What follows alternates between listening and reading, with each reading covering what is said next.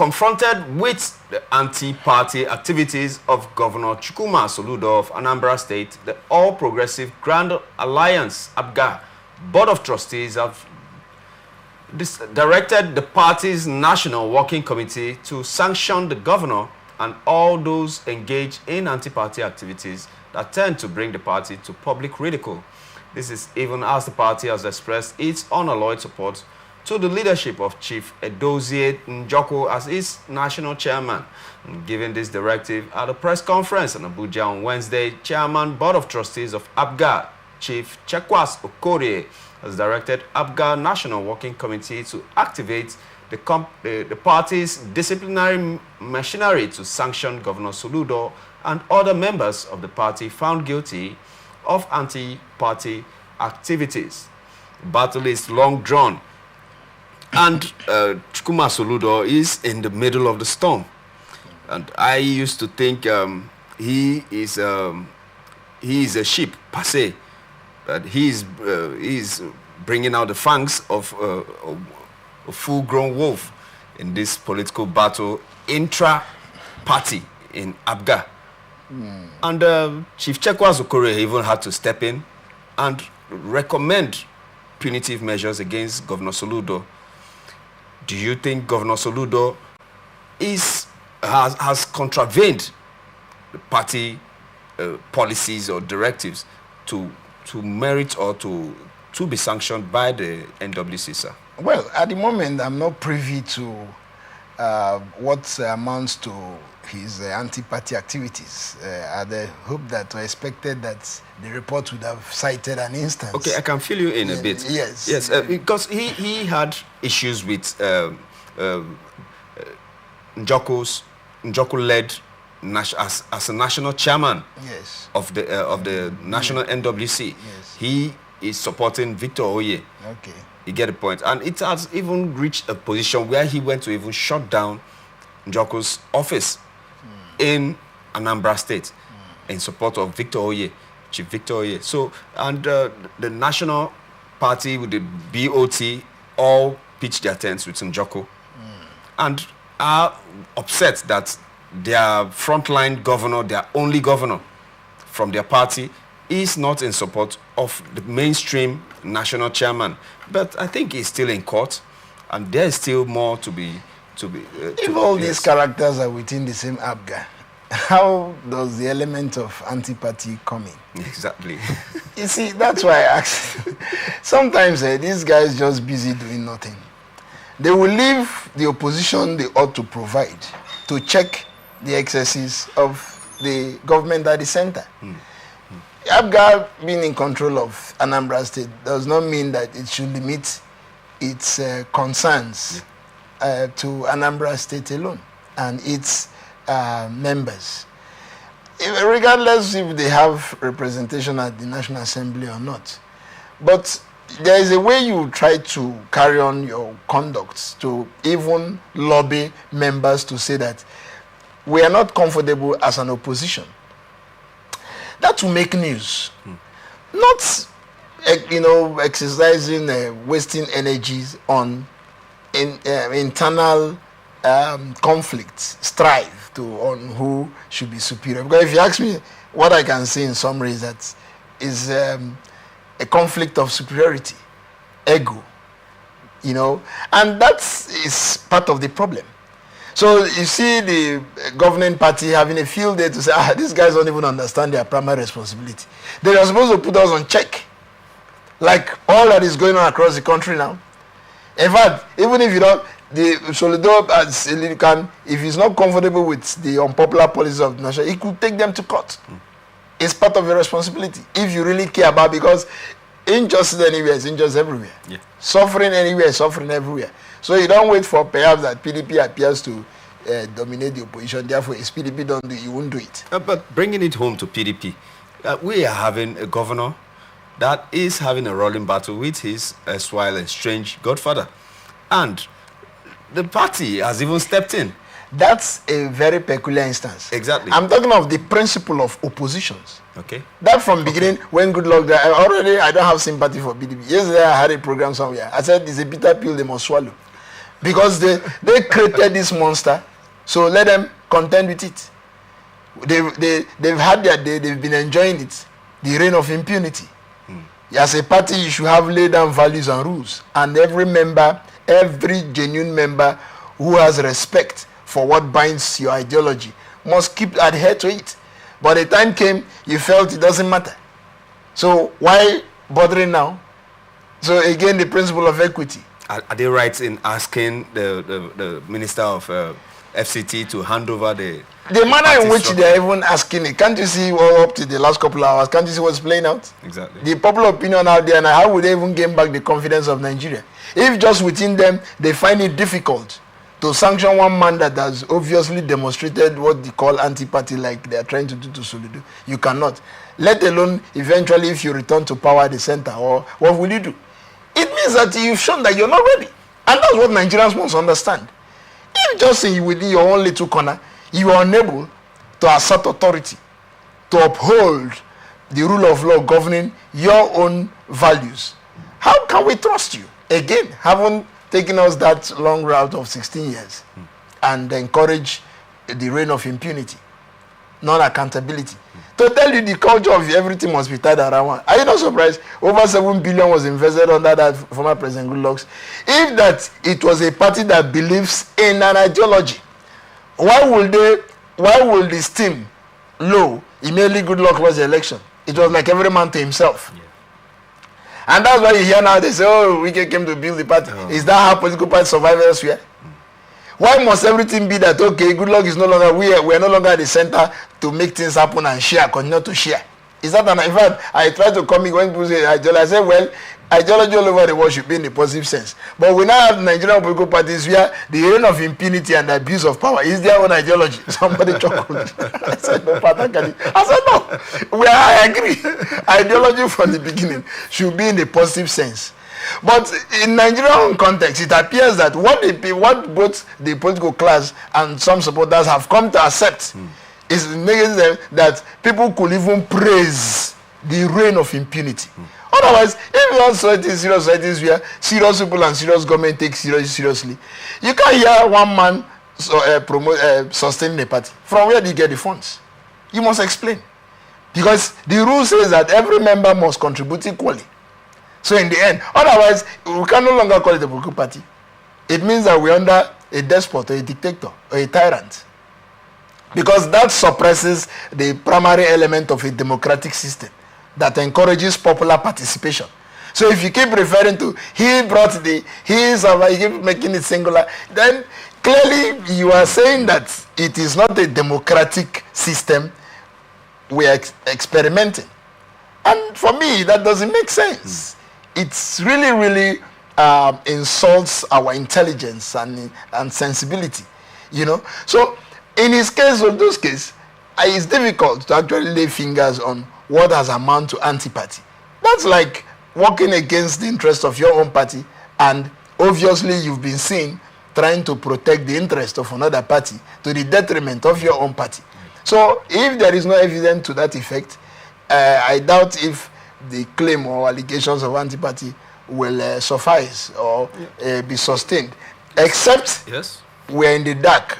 We don't know if there are obvious facts. But there is a recurring theme, either in Anambra State or in River State. The despotic nature or the dictatorial nature or the overbearing nature of the governors in party politics. Is it real? Or of course, it's a mistake why I said they created the monster. Like now you can see supporters of me say, oh, it's not concerned that the incumbent should be the leader of the party. Now it has turned around. They say it's a tradition. They now say it's a tradition. When it was him, it was correct. It was like the rule. You see the problem? People probating and reprobating. Now that's why from the beginning, that's why you see Zuma was dealt with the way. Because the characteristic of the party is that it is supreme above the individual. Even elected official, you're subject to the party. Exactly. Right? Don't you see? That's why the INEC rule will say, like the constitution will say, you must be sponsored by the party, which is like making this popular section we're also quoting now, that when lawmakers make the mistake of defecting. Yeah. The position of the party counts, reigns supreme. Now, when it gets to the governor, because, like I have said, without any apology, it is the mentality that because the governors are privileged to the public treasury, so they now say, assume the leader of the party, which is an aberration, that the party mechanism or organism, here you have a chairman, ought to be supreme. That chairman is the one that is supposed to be seen as the leader of the party. Yes. By rules, in principle and in practice. But the mentality here, they came to accept a culture that, that is why you find over years, since our 24 years of democratic experience, the governors now determine who rises from councillor to local government chairman, even going as senator. You can even imagine the embarrassment. The governor determines, that's why even in Rivers, we've now heard somebody say, I bought form for all of them. So clearly, this kind of primitive culture runs contrary to democratic core values. It means that you were not still ready, were not prepared to embrace a democratic culture that promotes and encourages popular participation. In the first place, every member of the party must be seen equal. Everything must not be tied around one man. More importantly, that what is the resource background, what's the financial background of that one man? Where is he getting the funds from? Of course, Nigeria is the only place nobody knows even the salaries of governors. Exactly. You spend anyhow without accountability, even when the people can clearly see it. Already from beginning, the governor has masculated the legislative. So you find everything is correct against Montesquieu principle of separation of powers. Exactly. So why would the governor say, I go and donate this here, I give this one here? Was it appropriated for? These are fundamental democratic questions, participatory questions. The electors and the citizens ought to have a legal social right to ask the leadership. But we tolerated it all these years. It is that erroneous and mistaken tolerance that has got to this very difficult situation. Why now you find shades of interpretation, and the people themselves perhaps may be very gullible ones. When you hear us talk like this, they wonder whether it is true that they have such rights. Because for these 24 years, they made it that the governors appear to be demigods. In other words, the public treasury is an exclusive right to them, even when they clearly see that one governor comes and goes. So you begin to wonder what has happened to our subconscious intelligence. So if it is clear that it is not his father's family inheritance, you have limited time. So why would when the next person comes and try to exhibit that attitude of, because I am privileged to the treasury, I'm not accountable to any of you, I will use the resources to influence what I want and determine what I want. So the people too who are products of that process in turn see themselves not to be accountable to the people. For example, you don't see lawmakers going to have town hall meetings where but that also violates section 14 sub 2 of the Constitution that talks about sovereignty belongs to the people, from whom the Constitution derives its power and the government derives its authority. So how else, now, how will the people exercise that provision? It is only when they are seen in the process of planning and execution of government programs and policies. And in what circumstance will they be seen? Merely in a democratic society through the legislature rather, where you come, have an interface, have deliberations, and resolutions. Yeah. And you go back to the floor and say, look, my people have mandated me, I represent the good people of XYZ. That's how the circumstance that shows that the people are participating. Eventually, even if there's a security bill that runs contrary to the popular will and aspiration of the people, they also have a right to call the lawmakers and say, look, tell the governor, we don't accept this policy. It's anti-people. It doesn't support our socioeconomic growth. But over there, we don't see that kind of practice. Yes. In fact, in UK, if you're not seeing, they call it clinics. If you're not seeing interfacing with the people, interacting, deliberating and debating, this thing you call season allowance here, that for some of them, if you take the national television, you see the seats vacant. Like I try to comic it, you see them busy in hotel with daughters of Eve who are, in my view, are the members of their constituency. To make it a little comic. Then when any day they wake up from the slumber, they come back, and if it's at the Senate, the president say, those who say hi, they say hi, I concur. When you've not made any deliberation on behalf of, for example, look at some senators has over 8-10 LGAs under them. For example, with that, you look at, don't even go to Kano, 44 LGAs. So in Kano now, one senator has close to over 12 LGAs under him. One there is bigger than the Bayelsa State. In Akwa Ibom, one senator is bigger than Bayelsa State governor. There is no media report anywhere. So all this is because erroneously they have thought that the governors, because they are privileged to the treasury, then governor in turn too, if you're having difficulty with the central government, if there is no culture of him, naturally we should see lawmakers from that state coming to interact with the governor. To say, look at this national policy, look at this national program. What is your view? Does it favor the economic advantage or disadvantage of our state? Yes. That is how you know that the people are participating. But because we have carried on, particularly PDP is guilty of this. And that, like many had argued, it's difficult to divorce APC characteristics from PDP. Because their guiding ideology is that, first of all, they see self-interest, no respect for the rule of law. They will have to impose themselves. They are not products of the popular will of the people. Then they see the public office, ultimately, to amass wealth and use the power to keep majority down and always have their way. That is why you could see a minister want to come to a social function. He could even have soldiers. Look at just somebody's private investment was guided by soldiers and police. The same government that's saying police can't protect the protesters. So all these are indications that the mistake from 1999, and I keep telling people, we don't learn from history. The Civil Biafra War wasn't really a quarrel between Gowon and Ojukwu. It was exactly the same unforgivable gross abuse of power and reign of impunity.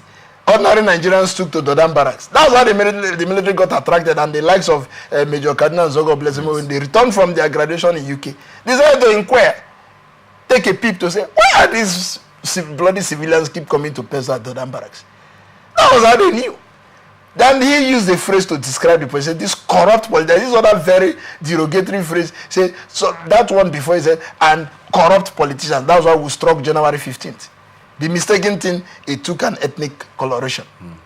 But I have argued up to that Nigerians should be very vigilant. That what is playing out now is not physically different from what led to that unfortunate experience. That the few of them in government decided to make the people think that it is their personal inheritance and that they owe the people no accountability. So that is why you see this quarrel now. Somebody will say, you're off from, you had your time. You say, no, you personalize the state. Everybody must accept that the state is your personal property.